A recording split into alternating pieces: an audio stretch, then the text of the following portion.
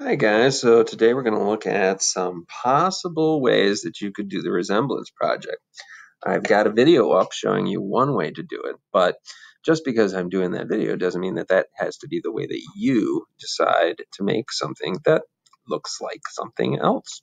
So here we have an example of a sculpture. This artist probably formed the clay and then put some slabs over it to create that uh, expressive figure. And that's one thing that I want you to think about when you start your resemblance piece. You could do a figure standing in a very sort of traditional, simple pose, but look at how much personality this figure has. She's looking off and up like she's full of joy or something like that. Her body is twisted. It's not just standing frontally looking right at me.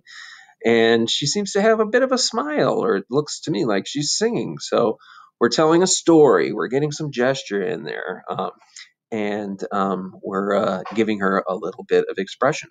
These are the kind of things that you can do to separate your piece from what is expected. And as artists, we always want to do that. We want to show people things that they might not expect, as opposed to what they expect to see.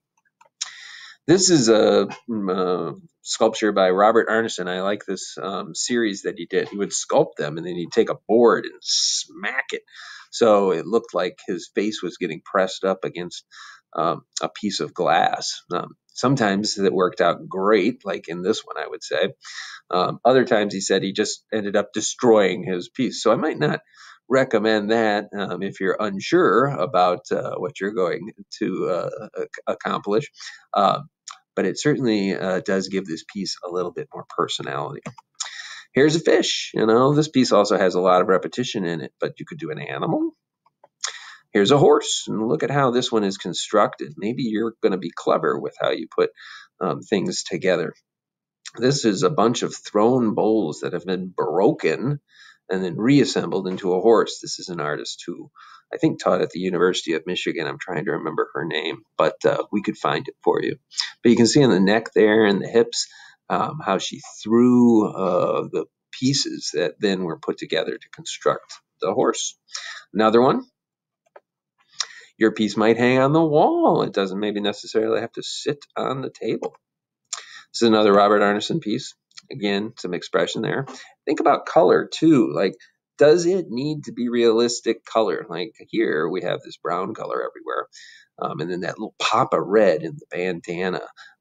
And sometimes I think people think they have to do everything. And of course, we can tell this is a person. I know who this person is, Willie Nelson, without having to get the flesh tones and all that sort of stuff, the color of the hair.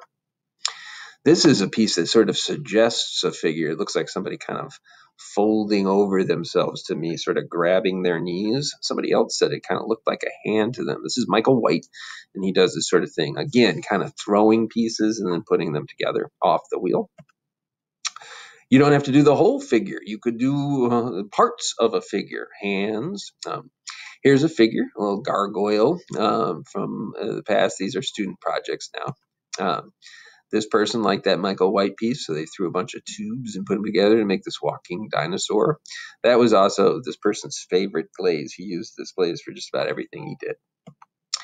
And here's a little figure, and this one, she wanted it to stand on the toe, but it kept breaking every time she tried to make it because it was so small.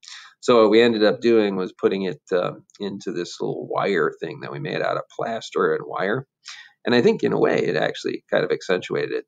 I should have photographed this on a better background. All right, so there's just the tip of the iceberg with some ideas for you guys. So get thinking, and we will see what you come up with.